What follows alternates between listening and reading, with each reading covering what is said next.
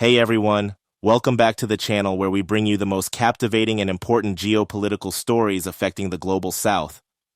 If you're new here, don't forget to hit that subscribe button and turn on notifications because today's video is about to blow your mind.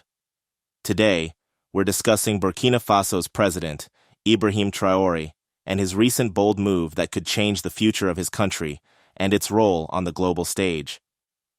You won't believe what he's asked from Russia and how it ties into Burkina Faso's potential BRICS membership. Yes, BRICS, the economic alliance that's been making headlines lately. We'll also take a look at what's happening with Algeria's recent involvement in the BRICS Development Bank and the global geopolitical shifts that could come out of this. So, are you ready to dive in? Let's get straight to the point. Burkina Faso's president, Ibrahim Traore, recently made two significant requests during a meeting with the Russian ambassador. Before we continue, welcome to Pan-African Lens. If you're passionate about Africa's diverse cultures, rich history, development, and the contemporary issues shaping the continent and its diaspora, you've come to the right place. Be sure to subscribe and join the conversation as we explore these powerful stories together. Let's continue. First, Traore asked for a direct flight route between Moscow and Ouagadougou. Now, some of you might be wondering, why is a direct flight such a big deal? Well, direct flights would do more than just connect these two countries logistically. They represent an economic and diplomatic bridge, fostering stronger ties between Burkina Faso and Russia.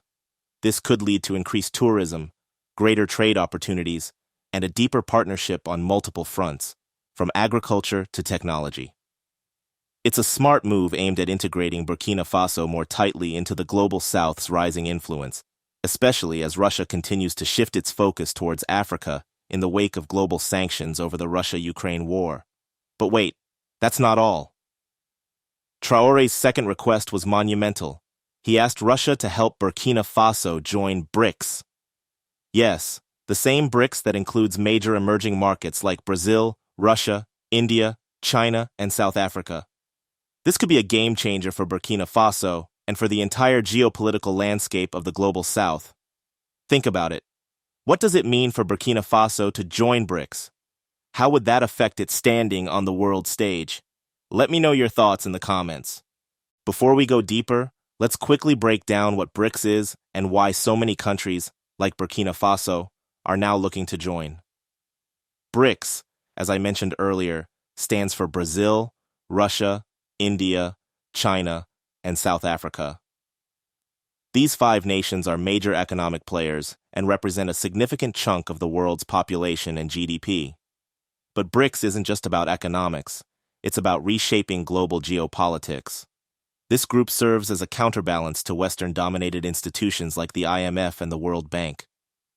And with the ongoing Russia-Ukraine war and sanctions against Russia, BRICS has become an even more appealing platform for countries seeking to diversify their alliances and trade relations.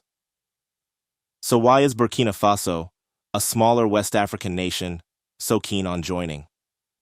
Well, Traore's vision is clear. By becoming a part of BRICS, Burkina Faso would gain access to vast economic opportunities. It would be able to diversify its trade, establish new partnerships, and reduce its reliance on Western powers. Traore has even mentioned that BRICS membership could help the country counter the domination of the dollar and the euro in international trade, allowing for a more equitable system. Does this sound like the right move for Burkina Faso? Could BRICS really be the solution to its economic challenges? Drop your thoughts below. Now here's where things get even more interesting. From October 8th to 11th, 2024, Burkina Faso will be hosting its Economic Days Abroad, GEB, in Moscow. Yes, you heard that right, in Moscow. The Burkina Faso Economic Days Abroad event is designed to promote the country's economic potential and attract foreign investors. This is not just any business forum. It's a clear signal that Burkina Faso is deepening its ties with Russia and looking for strategic partners to support its development. According to Burkina Faso's Prime Minister, Dr. Apollinaire Joachimson Kielem de Tambela, the choice of Moscow isn't random. Burkina Faso sees Russia as a key ally, not just diplomatically but economically. Dr. Kielem de Tambela mentioned how few Russian companies are currently operating in Burkina Faso, and that's something the government aims to change. By creating stronger economic ties with Russia, the country could gain access to more resources, investments, and potentially groundbreaking projects, like the civil nuclear power plant that Russia has already shown interest in building in Burkina Faso. Just imagine how much that could boost Burkina Faso's energy capacity and overall development. The economic days in Moscow will also serve as a platform to discuss major initiatives, including air transport and, you guessed it, the BRICS membership question. Burkina Faso wants to establish more perennial relationships with Russia, aiming for long-term cooperation across multiple sectors like energy, education, infrastructure, and health. This event will certainly mark a pivotal moment in Burkina Faso's diplomatic and economic strategy. What do you think? Is this event in Moscow a turning point for Burkina Faso's international relations? Could it speed up their inclusion in BRICS? Let me know in the comments. Speaking of BRICS, we also need to touch on Algeria's recent move. Algeria has officially joined the BRICS Development Bank, marking a significant moment in Africa's involvement with this economic alliance. By joining, Algeria is hoping to diversify its economy and reduce its dependence on oil exports. It's a smart move, considering that BRICS offers access to new markets, investment opportunities, and technologies that could boost Algeria's industrial and economic growth. But why does Algeria's membership matter for Burkina Faso and the rest of Africa? Well, it sets a precedent. With Algeria in the fold, the door is now open for other African nations like Burkina Faso to follow suit. Algeria's move demonstrates that BRICS is not just an alliance for the big players. It's also a platform for emerging markets and developing nations looking to elevate their status on the global stage. The BRICS Development Bank is designed to fund infrastructure projects, promote sustainable development, and create long-term economic growth. If Burkina Faso manages to join BRICS, it could tap into these resources, bringing new investments into sectors like energy, infrastructure, and technology. Plus, with the ongoing Russia-Ukraine war affecting global trade dynamics, joining BRICS would allow Burkina Faso to diversify its trade relations beyond the traditional Western markets. This brings us to an important question. Could Burkina Faso be the next African nation to join BRICS? And what benefits would that bring for its economy and the wider global South? We can't talk about Burkina Faso's BRICS aspirations without looking at the broader geopolitical picture.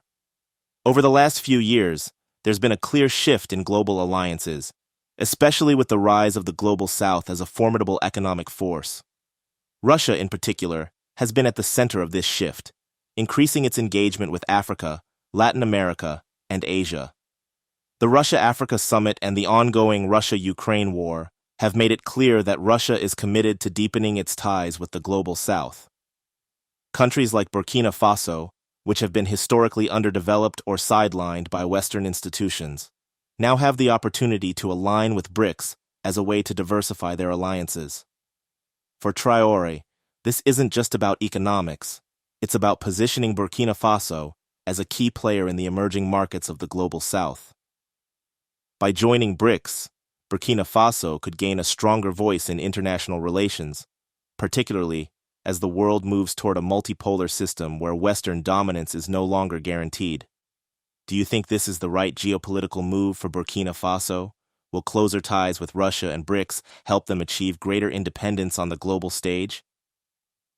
Let's discuss in the comments. Of course, joining BRICS is no easy feat, and Burkina Faso still faces some significant challenges. The country needs to improve its infrastructure, airports, roads, and energy capacity to fully integrate with the BRICS alliance.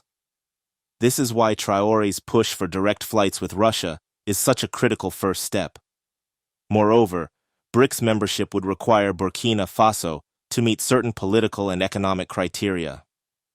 However, the opportunities far outweigh the challenges. With Russia and other BRICS nations backing them, Burkina Faso could open up new trade routes, attract foreign direct investment, and significantly boost its industrial and technological sectors. The road ahead will not be without obstacles, but the foundation is already being laid with the JEB in Moscow, and the strong diplomatic ties being forged between Ouagadougou and Moscow. What do you think? Will Burkina Faso be able to overcome these challenges and secure its place in the BRICS alliance? In summary, Ibrahim Traore's bold move to ask for Russia's support in joining BRICS could mark a monumental shift for Burkina Faso. With the economic days in Moscow coming up and Algeria already making strides within BRICS, the momentum is building for African nations to take a larger role in this emerging economic alliance. If Burkina Faso succeeds, it could gain unprecedented access to new markets, investment opportunities, and diplomatic influence. But what do you think? Can Traore pull this off? Is BRICS the right path for Burkina Faso? Let's keep the conversation going in the comments below. And if you enjoyed today's video, don't forget to like, share, and subscribe for more insightful content on geopolitics, emerging markets, and the global south. Thank you for watching Pan-African Lens. If you enjoyed this video and want to continue celebrating Africa's heritage and discussing its future, please like, share, and subscribe. Your support helps grow our community and keeps the conversation alive. See you in the next video.